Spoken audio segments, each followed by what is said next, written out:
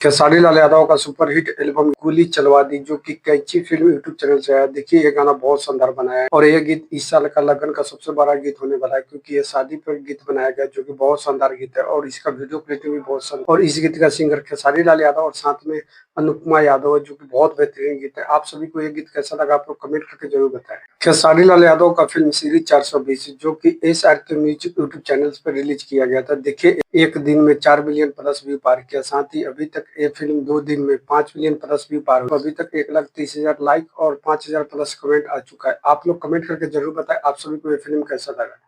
Trending star Khesari Lal Yadav और डिम्पल सिंह का album गीत मेहरारू से केहू न जीतल बा जो अन्नपूर्णा फिल्म यूट्यूब चैनल से आया था। ये गीत 2 दिन में 4 मिलियन से ज्यादा व्यू पार किया। साथ ही ये गाना अभी यूट्यूब के म्यूजिक सेक्शन में 8 नंबर पर ट्रेंड कर। देखिए अभी तक एक गीत पर 1,30,000 लाइक और 11,000 प्लस कमेंट आ चुका है। खेसारी लाल यादव का एक और एल्बम गोली चलवा दी जिसका टीजर कैची फिल्म यूट्यूब चैनल से आ चुका है। आप लोग कमेंट करके जरूर बताएं ये गाना का इंतजार कौन कौन कर रहा है। देखिए ये भी एक बहुत बड़ा गीत है क्योंकि ये भी गाना जब आएगा तो बहुत बड़ा ब्लास्ट करने वाला है जो कि बहुत शानदार गीत है।